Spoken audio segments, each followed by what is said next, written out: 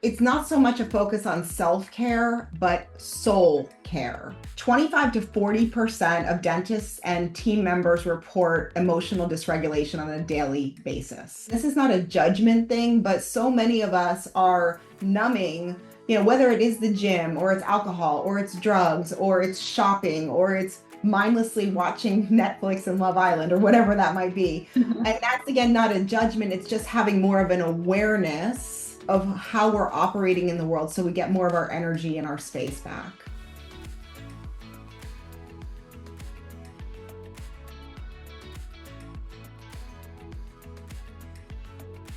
Well, welcome back to the Story Project, the podcast for women in dentistry who are building something, becoming something, and refusing to let the story stop there. I'm so excited to welcome my guest, Marni Blythe. Welcome to the Story Project. Thank you so much for having me. I'm so excited to be here. Oh my gosh, me too. You guys, this is a treat. Marni is just a ball of fun. I mean, I have so many adjectives I would use to describe her, and I would just say her energy, she's warm, anyways. But you and I actually first met at the Do Retreat, and I have to say that the Do community knows how to pull a room of really mighty, powerful, beautiful women together. So I think we connected a few years ago. And I just love how you kind of command any room that you walk into. And Wow.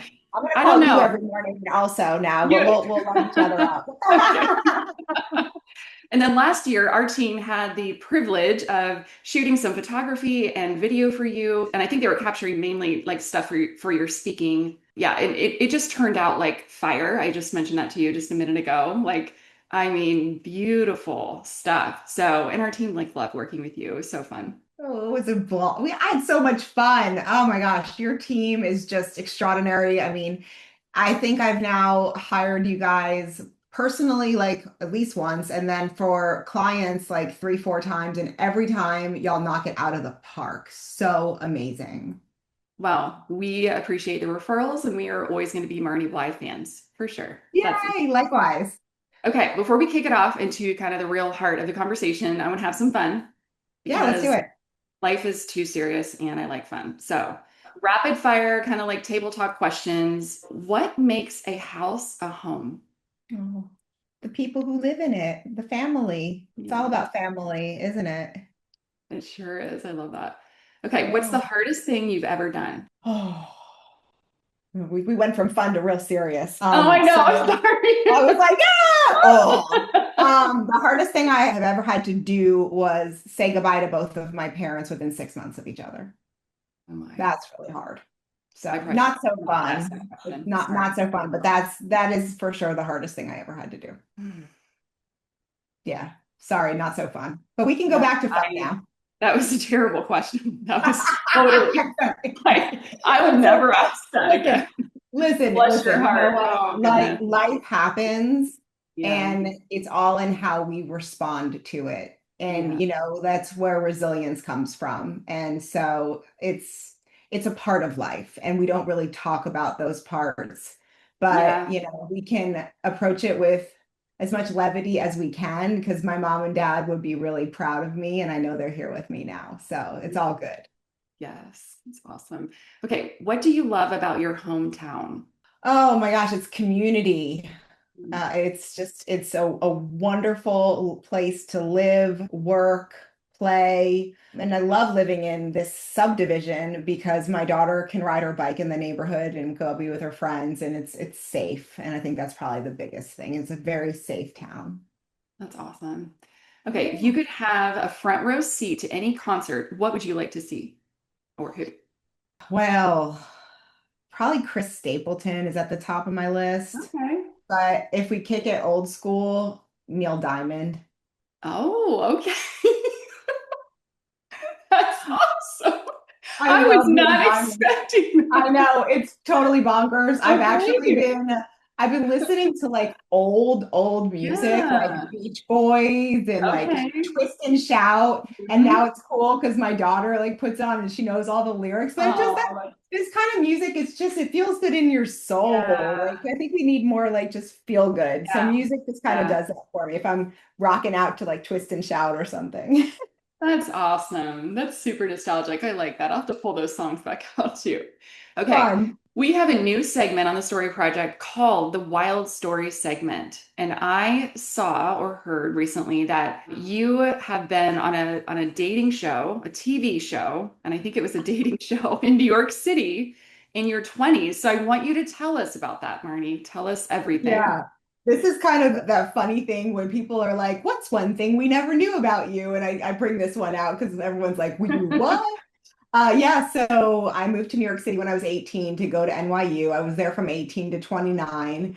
And somehow, I don't even remember how it happened, but I got cast on the show. It was called Eliminate. And I think it was on Channel 11 back then.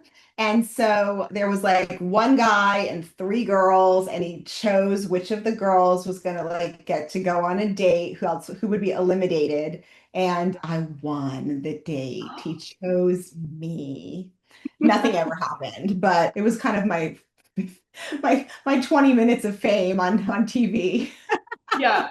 So did you go on an actual date with him, or was it kind of like just like It fake? was it was a date like on the show, so it was Oh, very okay. like manufactured, like it was reality TV before reality TV was like really what it was, right? Yeah, before like Love Island. Yes, all the trashy Oh things my that I will not God. admit that I enjoy watching when I want to be completely mindless. Well, our team is so young. It's all millennials and Gen Z. So of course they're all watching that show. So they talk to me about it like all the time. Yeah. It's Yeah. so There's like Love is yeah. Blind is one of my favorite ones. Like I can't get enough of it. My Yes. husband is like, seriously, are Okay. you really watching that again? And I'm like, I can't stop. I don't like watching it in other languages because like having to read the subtitles just throws me off. But the US version works well. I could see getting in more to like Love is Blind. I think that would be, yeah, a little bit Yeah. more up my alley for sure. Yeah, Oh, for sure. fun. Gosh. Okay. Well, thank you for sharing. Now we know a little bit more about you. And before we get into just how you got into dentistry, I want to get to know you, Marni Blythe, the human. Like, who was young Marni? Well, it's an interesting story. I remember wanting to be the Attorney General of the United States. Like, I had big dreams as a little girl. I was definitely like imaginative and I loved hanging out with my friends. And I kind of always had dreams of like making it in the big city. I mean, when I was growing up, there was the movie Working Girl. Do you remember that movie with Melanie Yeah. Griffith? And I can Yeah. remember like, and actually, I think I might have talked about this on the Do podcast with Cassie Talon, or she and I were discussing it. But like, I always had a dream of like being like Melanie Griffith and having like my briefcase and like being able to walk into a boardroom and be like, okay, let's go. And I think I grew up with such strong women around me, like modeling such strength. They weren't like corporate like my mom or my grandma, although my grandma was a CPA. She went to NYU like me, and she was one of the Okay. first CPAs. So I grew up with such strong women, and being a professional was something that was just like put into my heart from such a young age. And I also grew up with entrepreneurship around me too. So there was always kind of like these big dreams of like making it big, it was like that was kind of part of the DNA. I didn't get a I didn't get as much of a childhood, unfortunately. I had some pretty hard things that happened at a young age. So I was kind of, from a very young age, it was instilled upon me that it was like, I was geared very young to go work, make Yeah. money, have a Yeah. family. Like that was kind of programmed in me from a very young Okay. age. I see. Wow. So, well, you took that drive then that you were, whether it was innate or just, came with your upbringing and looking at your career, it's like, wow. I mean, you're like made to build from sales organizations to ad agencies, fitness center, Fortune 500 boardrooms. I mean, you're not like going halfway. I just found it super interesting reviewing like your plethora of amazing adventures you've been on. What's kind of the connecting thread, through all of that for you? It's funny when you asked me that question, I was sitting here thinking about it and I was like, okay, this is a moment for vulnerability, which I talk a lot about, and just being real and Yeah. authentic. And so, Joanna, I'll tell you the truth of the matter is that we lost everything when I was 12. I mean, we were on food stamps. And I remember thinking, I will never be in this situation again. And I never want to put my fate in somebody else's hands in terms of being able to have a roof over my head and food for myself, like the basics. And so I had this drive in me from a very young age. I determined that once, I got to go to NYU because of a lot of scholarship and financial aid, and also the help of my grandmother. It came with a lot of strings attached to it. And my mom was determined that I would go to NYU because I got in. It was very hard, but I was determined that once I made it to New York City, that I was going to make it big and I was going to do everything in my power to never feel that I don't have enough again. And I think, unfortunately, the that also was I'm not enough for a long time. And there was a lot of focus on that for me. And whether or not it's a positive thing, it's what drove me to, even every time I would fail at something, I would pick myself up and dust myself off and say, I'm gonna keep going, because what other choice was Yeah. there? I was like, I'm going to be successful no matter what. Even if I fail at this, I'm gonna try it. And if I screw it up, I'm just gonna go again. Yeah. That's incredible determination. I mean, I've had this conversation with, I'm sure you know, Dr. Sharon Parsons, and she talks about her journey with losing her son Sean, and she, describes like the intensity of she lost her mother, her son, and she said she had an opportunity. She had a choice. She could either stand up and move towards the light and just take it one day at a time, Yeah. and or she could curl up and just land in a ball and just stay there, and that would be Yeah. it, right? And she talks about like the fact that having her practice and other people relying on her was like actually really healthy and helped her kind of pull herself up. But I think that's incredible determination, just hearing even just this beginning part of your story, that started so young for you. It was like necessary. Yeah. I mean, we all have trauma. We all have our story, right? And I think it's so important that we just be so kind to one another, because Yeah. you never know what somebody has gone through. And we've all been through something. None of Yes. us come out of this unscathed, right? So true. Yes. It's who you choose to be in relationship to whatever that story is, right? And I think also realizing that you have a choice about whether that becomes the story that continues and you are a victim because of it, or if you turn it around like Dr. Sharon did, and you Mhm. say, I'm going to just go out now and I'm going to help more people and I'm going to live in the light. And that's really, it's a choice. Yeah. It's incredible. My favorite podcasts are the ones where we go deep quick and we just did it in like 1 minute. Yeah, I'm one of I, those girls. I love it. I knew I could count on you. So I want to segue and so how did you find dentistry, or how did dentistry find you? What happened there? Yeah, it's a great question. So I've been working in healthcare for the last 15 or so years, and I had niched into working in optometry and chiropractic, and I had become an implementer of a business system called EOS, the Entrepreneurial Operating System. There's a book called Traction with Gino Wickman, and I was implementing that system. I was working with different practices, and a friend of mine who has an orthodontic practice here in my hometown said to me, "Oh, Marni, will you come talk to our study club about EOS?" And I said, "Well, what's a study club?" And Yeah. she explained it to me. And I said, "Oh, I would love to." And so at the time, I was still running the system. And then eventually, I translated it into my own integration system that has more of the soft skills. But I went to speak to that study club, and there was about 20 doctors. And I met Dr. Mark Scuria, an incredible prosthodontist who's out of Durham, North Carolina. And at the end, he came up to me and he said, "Marni," he said, "I've never hired a consultant. It's been 23 years." He said, "But I Mm. need to talk to you." And I said, "Okay." And so we met, and he didn't have a production problem. He didn't have a numbers problem. He had a culture challenge. And Mm. he saw the value of investing in bringing me in as a fractional COO to really align systems, culture, clarity, leadership. We worked together for 2.5 years. And it was really like he ended up then hiring me again he opened a not-for-profit tooth replacement clinic called Local Start. Then he opened up another practice called New Start. And then he referred me to an orthopedo practice, and then he referred me to an OMS practice, and then they referred me to other people. And so it's been heavily referral based, but it all started with a study club and a Wow. prosthodontist. And I just fell in love with dentistry. I think probably the biggest reason being is my core values of health and oral and systemic health and really being of service and servant leadership. And I love dentistry.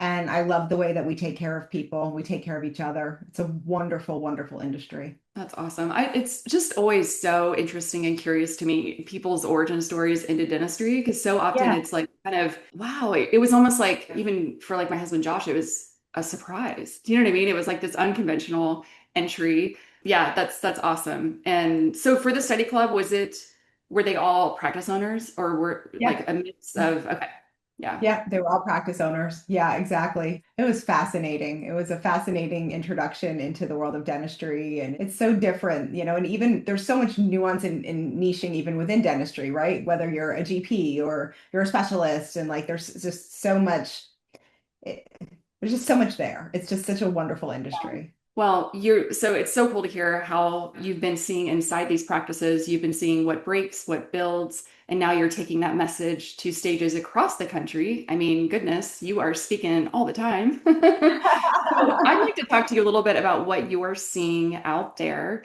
Yeah. And how did you first, let's back up. How did you work on your speaking skills? And what did that process look like for developing your first keynote? Because, ooh, it is no small thing to get up on a stage and do it well. Yeah. So the funny thing is the first time I did public speaking, I was about 12 years old. My mom got me involved in the Optimist Club. And I used to go and take part in their oratorical contests Oh, cool. because she wanted me to start to develop those skills because she knew it was really important for me. So that's kind of where it started many, many moons ago. And my background is originally in corporate marketing and communications. I went to NYU and I got into speech and interpersonal communications, and I worked for large ad agencies in Manhattan.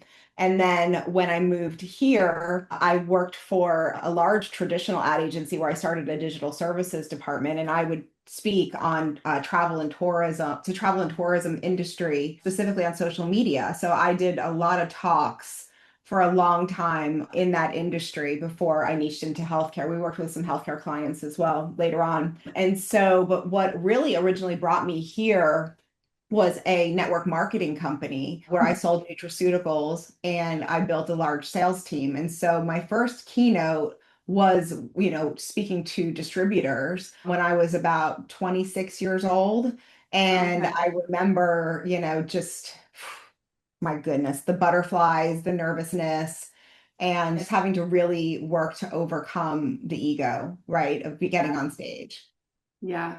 So you had a lot of practice by the time you got into dentistry, which is actually really nice. Sometimes people are figuring out their consulting or coaching business, and then they're also simultaneously figuring out how to speak and getting a speaker coach, and then that can be like quite a lot. Yeah, I mean, I love working with coaches. I mean, I actually just have been working with some coaches right now. So it's interesting because, even within speaking, there's so many different types of speaking. And I can get in front of a room for 30 minutes, an hour, 2 hours, 4 hours, 6 hours a day, 2 days. But I have to give a speech and it's 8 minutes with no props and no slides for the Speaker Consultant Network in how many days? We're on in just about 10 days. I hired a short talk coach because I was like, how do I do this? Like Ah, totally vulnerably. I'm like, this is a yeah. skill set that like I really need to work on. So I hired somebody to help me with that. And then I actually hired another coach too who helps with booking more business. And that's through the National Speakers Association. And so Awesome. really like honing my message and getting really clear so that people really know what I do and Yeah. why I do it. So that's been really exciting. So I'm a big fan of hiring coaches and consultants to help us with this wonderful core value that I call mastery. is how we hire other people who are masters in what they do, just like when you want wonderful professional video and photos, you hire Studio 88. Thank you for that. Oh, so the lead from within framework, is that a part of what you speak about on dental stages? That's Yeah. correct. I just want to clarify. Yeah. Awesome. Well, I want to dive Yeah. into that a little bit more. Where did that come from? Tell us just kind of a little bit about the framework and Yeah. I'm excited to share it with you. okay. So I have four different programs that I offer. So I have practice management, which is like the formula for predictable growth, where we talk about what is the foundation of how you really build a very strong, profitable practice. So that's one aspect of what I teach on. I have culture and leadership and Mhm. how we very intentionally create culture in our practice where it's not something that's just written on the wall, but it's what's practiced in the hall. And that's really important. All of this, however, does not happen if we don't work on ourselves first. So, Mm. success and happiness is an inside job. And in a world becoming more and more artificial, what I'm sharing with everybody is your greatest asset is what we call your HI or your human intelligence. These are the things that technology can never take the place of. So it's a six-part framework. So the leading from within, which is your HI. So we don't have a whole lot of time to get into all of it, but I'll just kind of give you the six ones and I'll give you a quick Okay. little blurb for them Okay. all. Okay, Okay. so the first thing is being present because none of it happens if we aren't here in the now, if we're living in the past or in the future. You cannot be practice the next step, which is awareness. So being aware of how you're showing up, what are the thoughts that you're thinking, because we are not our mind. Our mind is a tool. And when you start to realize that you're not your mind, and that thoughts are something that you can look at and you can think about thinking, it's very freeing because most of us are being run on our beliefs. And that's step three is looking at our beliefs because our beliefs are something that are typically inserted into us like a floppy disk that never got ejected, or for those who are younger, a USB that never got ejected. And they're running in the background. And most of us have developed beliefs since before the age of 8. So we're here, in our 30s and 40s, and beliefs like I'm not enough, which is a belief that I had to really work on overcoming, which was really hard. And then the next step is four, which is radical acceptance, which means that I radically accept whatever is going on in my world without judgment, whatever's going on in my practice, whatever's going on in my home life. Because if I don't accept what's going on and I'm constantly creating resistance to what is, I can't be in a place to be able to lead from out of that. Step five is vulnerability, which we talked a little bit about that. And vulnerability is the birthplace of connection and creativity and innovation. I love to talk about Brene Brown when I talk about vulnerability, who is the Yay. queen of this. And vulnerability allows us to really look at whatever is happening and say, like, what am I missing here? Or what else should I know? And really ask questions to kind of dive deeper. And then the final step of this is emotional regulation, which means the ability to recognize emotions and be able to work with those emotions when they're coming up to be able to create this place of regulation. So when I'm in the outside world and interacting with other people, that I'm not affecting them with my own stuff, so to speak. Yeah, So yeah. that's the six-step process. That is awesome. So that's the message that so the six steps is the most relevant that you provide practice owners and dentists. What were you seeing inside the practice that made you create something so specific? Because so much of that is like inner work. I'm a huge advocate for therapy. I will be in therapy for the Yeah, rest of my life. I think everybody should absolutely. find Yeah, someone. But I love that it's not all of it's not only the tactile stuff in the practice, but it's also what's going on inside. yeah. So this process is 25 years in the making for me personally. This is the personal process that I have come up with after many, many years of therapy, coaching certifications, you name it. Typically in practices, what I see is as goes the leadership team, goes the rest of the practice. So, whatever the leadership is doing, and so often we see toxic patterns and it's coming from the leadership team. So, we need to take accountability for where we're not clear, where we're not taking our own accountability, and we often need to like go within and see like what beliefs do I have about the way in which this practice is running that is creating what is being seen in the culture of what's going on here. So when I work with practices, we have, the integration methodology that I've created, which is the very practical practice management pieces, right? Mission, core values, scorecard, accountability chart, 90-day check-ins, annual planning. We have all of that.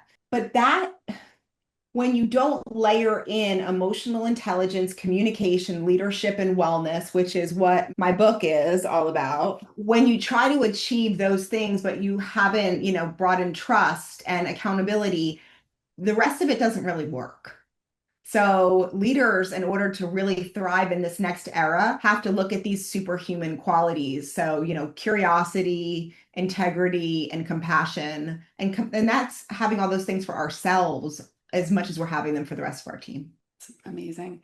Before we move on, because I definitely want to talk about your book and Culture Catalyst, I want to touch really quickly and ask your just thoughts on you. I know that you're speaking a lot about AI and human intelligence, and I love the HI. I don't think I've heard anybody say that yet. So I don't know if that's just a you thing or maybe that's incredible. It's a And me thing. Yeah, I haven't really heard anybody else talking about it as much. So, or at all. It's kind of a me thing. well, something I read an article you wrote on LinkedIn. You said you can't automate trust, you can't systemize connection. So, what happens to a practice when the owner begins replacing everything they can with AI? Does that get scary?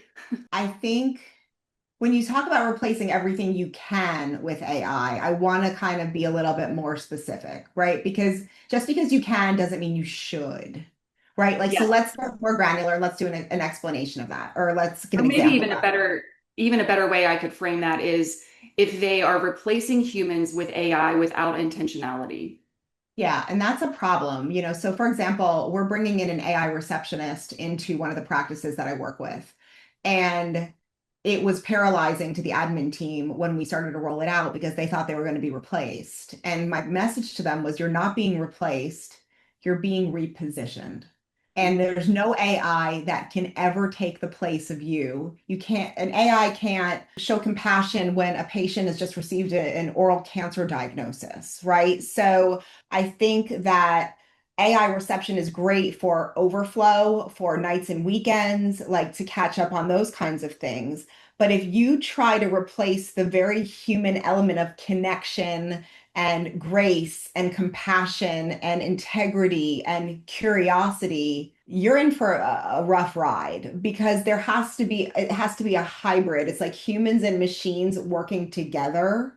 And you have to have the situational awareness and the emotional intelligence in order to best utilize the AI technology in this world, right? Like it can't just run on its own. You have to have somebody who has the ability, like from a clinical perspective, let's say you have doctor who has the ability to not only look at a scan, but also, find out like what are the lifestyle choices of the patient and what are the other things that would necessitate a certain kind of treatment plan. And AI doesn't have the ability to have that kind of situational awareness, right? That a doctor can. So again, I think you're in big trouble if you try to replace everything with AI. It's not going to work out well.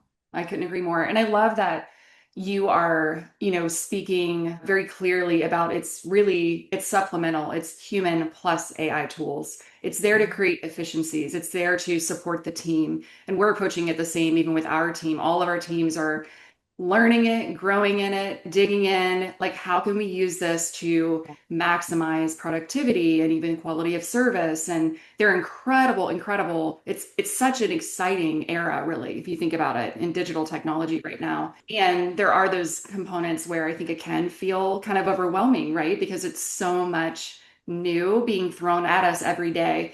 How do you help practice owners laser in on what is kind of, most important, or how to just approach it, whether it's taking, doing some Claude workshops or identifying the areas where you're like, oh, because you work with so many practices, you have just maybe foundational core things. You're like, online scheduling, whatever it is that can come in Yeah. and really like Yeah. create clarity So and confidence.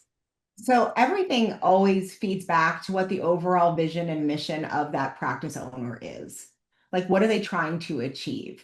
And so, I like to look at a 10-year plan, like what's the 10-year vision? Then we pull it back to 3 years, then 1 year, and then into a 90-day world, right? So, for example, if we're tracking numbers and we notice that from a metrics perspective, I like to track two different numbers for a specialty practice in terms of new patients coming into the practice. So we have how many patients have been referred in through like specialty, like how many consults have we gotten versus how many of those people actually convert into treatment, right? So those are two different metrics. Most people are just tracking case acceptance and that's it. And then the other part of it is like how many people who are online leads actually have converted and come in for consult. Now, if you have an AI receptionist, for example, you're going to be able to track how many of those calls that we missed, either from referring, from referrals or from like online. And then you're like, oh, we're trying to increase overall case acceptance in order to get more people in the door. We need to get more of these referrals through into consults. Okay, we're missing these calls. What are we going to do for nights and weekends and for when reception is already busy? That's a perfect case example of bringing in an AI receptionist, for example, because there's an overall vision of what we're trying to achieve. I don't think it's an ad hoc thing of like, oh, let's just do this or let's just do that. Everything always has to tie back to really what you're trying to achieve as an overall practice. I agree with you completely. I mean, every individual practice is different, unique, and is trying to grow in different ways, and their ideal clients are all different. So, of course, your guidance is going to be customized, which I love. I'd love to segue and chat about Culture Catalyst. I love the very bright, deep blue. I know you co-authored this book, and who is this book for? And kind of describe the audience. And I was definitely curious, like, is it just for practice owners, or can some of these philosophies, cross over into different professions? Great question. So this is a culture book it's cross-functional and it's not a read it once and be done with it because there's so much practical information. It's kind of almost works like a handbook in a way. So whether you are a receptionist, whether you are a TC, whether you are a hygienist, like it's relevant to you at any level of the enterprise. And so when we've broken it into the four pillars, so you can literally cherry pick and go into the book and say, I want to just read more about leadership or I want to go more into wellness or communication. And we address those things. And then we give you a lot of practical tools to really address it. And then one of my favorite things, and you can download like chapter 1 and 2 off of my website, fullpocketcoaching.com. And one of the things that I love is on page, I think it's page 43, 44. I have a lot of journaling questions that we put into that. And I love talking with my doctors and my teams about these journaling questions because in today's world, I think we're talking a lot about burnout and we talk a lot about self-care. And something that I've been talking quite a bit about is it's not so much a focus on self-care, but soul care Mm. because I don't know about you, but I become pretty good. I eat well, I exercise, I go to the chiropractor, I get a massage, I get my nails done. None of that is talking to my soul. And what burnout really is when your soul is tired. And it's like, where's my energy going? What do I love to do? What don't I love to do? Like, what feeds me? What gets me excited? Like, how do I undermine myself? What motivates me? What are my core spiritual values? Ask yourself, what you feel you should do or and why you should do them. So I think that as a population, and particularly in this industry, when we're talking about the numbers are actually quite staggering. 25 to 40% of dentists and team members report emotional dysregulation on a daily basis. Mm. 25 to 40%. It's an incredible amount of people who are burnt out and struggling with emotional dysregulation. And it's like we have to move, like I said, from self-care to soul care and going in and saying, what's really going on with me instead of numbing. And this is not a judgment thing, but so many of us are numbing, whether it is the gym or it's alcohol or it's drugs or it's shopping or it's mindlessly watching Netflix and Love Island or whatever that might be. And that's again not a judgment, it's just having more of an awareness of how we're operating in the world so we get more of our energy and our space back. Oh, soul care. This is top of my list next read. This you are just like introducing so many things that I personally care about and I still want to grow in. And I think that's just will relate to so many of the women listening to this podcast because I think most of the women probably listening, we do really try to take care of our bodies as best as we can. We're not perfect, but we have our habits and routines, right? And I just turned 50 and I was just, talking with a friend recently. I mean, where I am physically, I'm like at the top of my game because I've been doing this for decades, Girl, I've I've got seen your plank. celiac. You can hold the plank for like 6 minutes. It's freaking bonkers. But Holy you build fucker. those, yeah, you build those things and you figure out what your physical self needs. But I love that soul version of care because that's truly what I long for now. When I go on walks, it's less about, yes, I'm going to get my heart rate up, but it's more about what's grounding me. Like, you know what I mean? The ground beneath my feet, the flowers I walk by, the smells, the birds, like those things, like soaking up some vitamin D, like taking a minute for my soul is just like a game changer. And that's my lead from within framework is soul care. Mm. That's what we're talking about, right? And it's like this was my revelation, during a meditation a couple of weeks ago where I realized it. And since I've started talking about soul care, like I'm like hashtag soul care, it's really resonated with people because I think many of us are doing a great job getting manicures and pedicures and getting our hair done Yeah. and getting a massage. And that Yeah. is great. And we all need to keep doing those things. But I Yeah. am talking about what on a spiritual level are you listening to? What are you reading? Like, how much time are you spending with your own soul and your own self quietly without the noise of everything else around so that you can hear that voice within that's really that guiding the guidepost, the guiding light, your lighthouse. Right? Like, so for me, I've been really back on a Wayne Dyer kick lately. For anybody who's not familiar, Wayne Dyer, Hay House. And I've been listening to him, Change Your Thoughts, Change Your Life. And I love filling myself with all of this because it's happy in my soul and listening to songs like Twist and Shout and the Beatles and like this kind of music that gets makes me just want to get up and move and just like practice gratitude and just we can be so heavy, right? And I've had such a heavy last year, right? And so I've had to very intentionally craft my relationship with my soul so that I can continue to hold space for everybody else around me, right? Because if we're not taking care of our own selves, we can't take care of anyone around us. And that's the really big important message to share. Yeah. Oh my gosh. When I see one more thing about culture, that term, gets thrown around everywhere, right? Everybody's talking about it. I mean, marketing agencies, dental practices, all professions. But what Yeah. does a broken culture look like inside of the practice? And then also, who's responsible for building, like who would you say is responsible for building a culture in any organization? The leadership team is at the head of all of it, right? So the behaviors, it's kind of like in a family with the mom and the dad, or the mom and the mom, or the dad and the dad, or however you have your family Yeah. situation, right? Yeah. Who's ever at that head of the family, kids are watching what they do, not just what they say. And every organization works the same way in terms of what is the leadership doing? How are they being? Not necessarily what are the words always coming out of their mouth, right? Like, do they layer in appreciation as a part of a daily huddle? Like, do they consciously create a culture of appreciation, for example? Every practice, every place has a culture, whether it's by intention or not. And oftentimes there's no intention behind it, it's just happening. And we see like patterns. When you have a broken culture, there's a lot of toxic communication happening. What do I mean by that? Passive aggressive communication.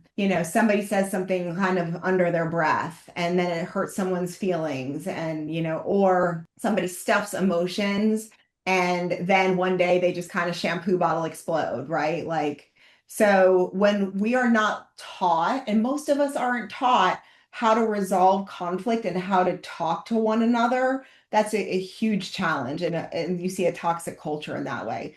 Dead giveaways is when you see it's like the revolving door, people coming in and out. Like that is a dead giveaway of a broken culture. When you don't have trust, when people don't trust what people are saying, like when you haven't created what we call psychological safety. Actually, Google did a really cool research project a few years ago. It was called Project Aristotle. And I think it was like a 3-year project to really identify what the number one reason that teams succeed. And what they found was it is psychological safety. When people feel safe to speak their truth, that's when you have a really phenomenal culture. And that has to be done intentionally in layers. And it's not, here's the thing, right? I don't think anybody sets out to like ignore it or whatever, right? But people are so busy working in the practice that they're not spending time working on the practice, let alone on themselves. And Yeah. emotional regulation and these kinds of things are what can make the biggest difference in our everyday world. Yeah. Well said.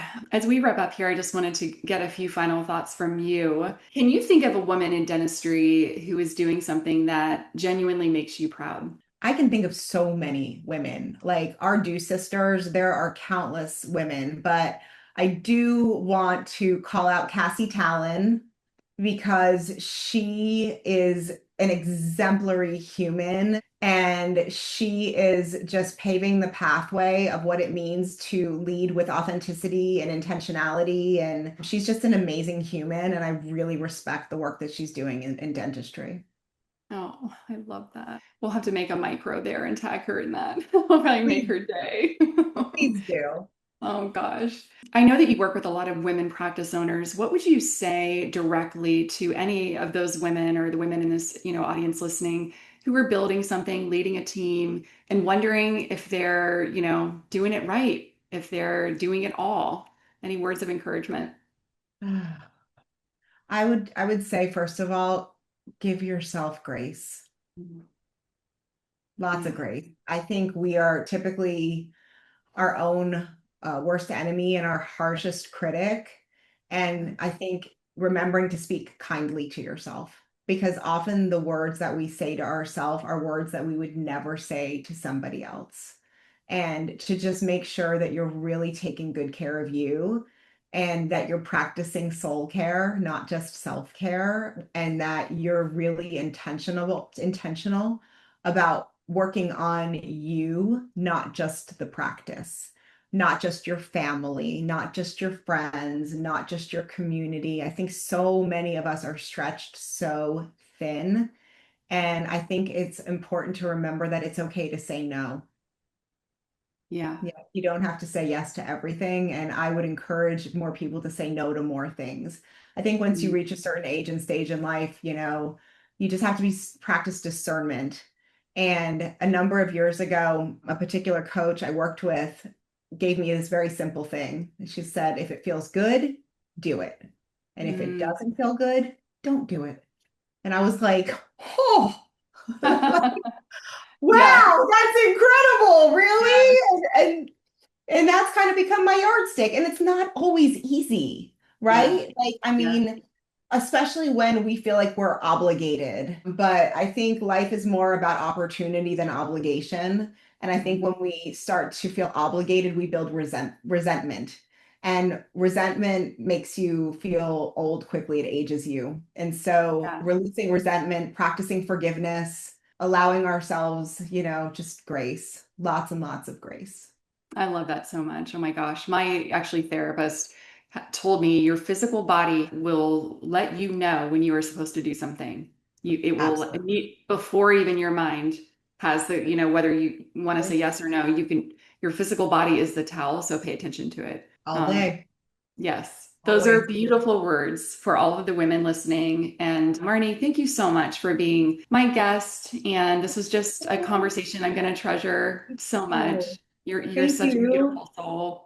You're a beautiful soul. I just loved talking to you so much. This was so much fun. I wish I could go Oh, have dinner with you, that you were I in my backyard. know. Me too. Me too. So if somebody is listening to this and thinking about how can I get in touch with Marni, follow you, work with you, what's the best way to do that? Yeah, of course. So my website is fullpocketcoaching.com. I have a lot of programs that I do from a speaking perspective, whether that's keynotes, whether that's workshops, study clubs.